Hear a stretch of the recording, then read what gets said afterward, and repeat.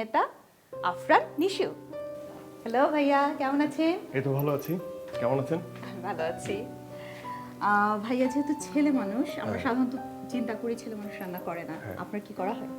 আমার ফ্রি সময়ে মানে প্রচুর রান্না করা হয়, আমি রান্না করতে খুব ভালোবাসি। ও, তাহলে তো আজকে আমাদের শোটা আপনি অনেক এনজয় করবেন এবং আপনাকে হেল্প করার জন্য আছে অধ্যাপক সিদ্দিকা কবিরের এই রেসিপি বইটা। আর এখান থেকে আমরা একটা রেসিপি আপনার জন্য সিলেক্ট করে রেখেছি, সেটা হলো মগজ কাবাব। মগজ কাবাব।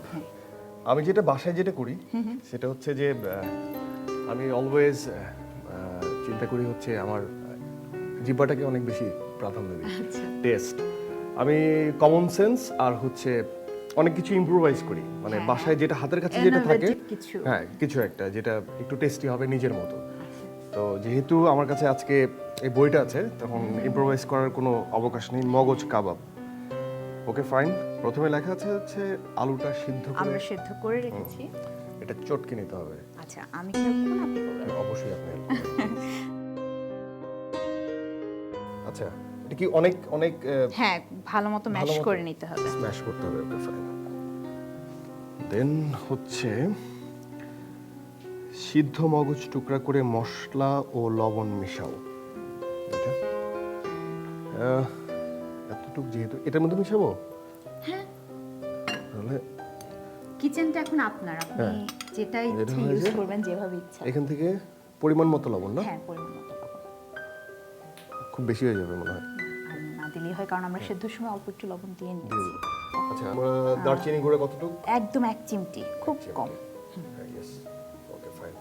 আচ্ছা, এটা হলো জয়ত্রী গুঁড়ো, জয়ত্রী গুঁড়ো এটাও আমরা 1 চিমটি। 1 চিমটি মানে একদম অল্প। Okay fine. হলুদ গুঁড়ো দিব আমরা আধা চা চামচ। আধা চা চামচ, ওকে ফাইন। মরিচ দিব আধা চা চামচ। মরিচটা একটু বেশি দিই, আমি একটু ঝাল বেশি খাই। আমি এটাই জিজ্ঞেস করতে যাচ্ছিলাম যে স্পাইসি খেতে পছন্দ করেন কিনা। এখন এটা হালকা করে মিক্স করে নিতে হবে। কারণ মগজটা তো খুব নরম জিনিস, দেখা যাবে পুরো ম্যাশ হয়ে গেছে, আমরা চাচ্ছি না ওটা। ওকে, আমার মনে হয় যে এটা ম্যারিনেট হতে হতে আমরা মনে হয় ডিমটা গুলে দিতে পারি। হ্যাঁ, ডিম। তাহলে আমাদের এখন তাহলে আমি ভেঙে দিচ্ছি। হ্যাঁ, মানে ডিম ভাঙা কিন্তু খুব সহজ। হ্যাঁ, আপনি একবার ট্রাই করেন, দেখেন আপনি খুব ইজিলি ভাঙতে পারবেন। কিন্তু আমার হাত থেকে মাঝে মাঝে স্লিপ করে। Okay fine, great. ডিমের সাথে গোলমরিচ গুঁড়া, আলু, লবণ এবং আলুটা।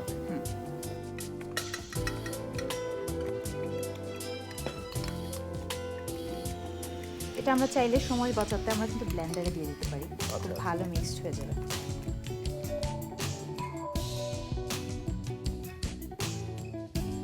তাহলে কি তেল? একদম হ্যাঁ, ডুবো তেলে। হ্যাঁ,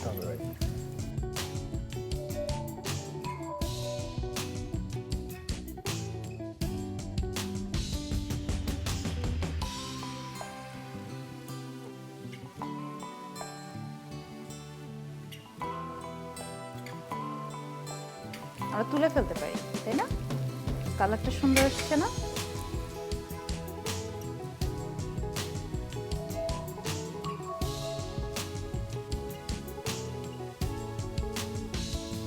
চাইলে এর সাথে লেটুস দিয়ে দেওয়া যায়, খেয়ে নিয়ে যাবে।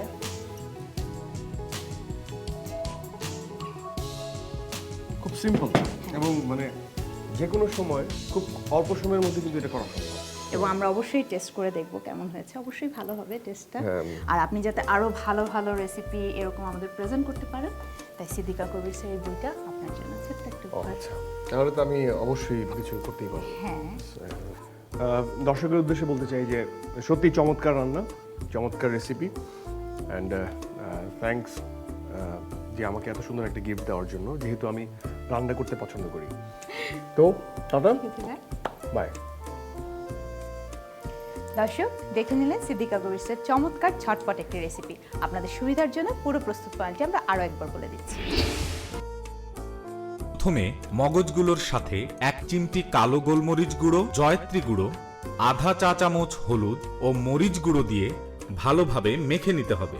এরপর 2টা ডিমকে ভালোভাবে ফেটে নিয়ে তার সাথে মাখানো মগজগুলো মিক্স করে একে একে ডুবো তেলে ভেজে নিতে হবে। ব্যাস, হয়ে গেল মগজ কাবাব।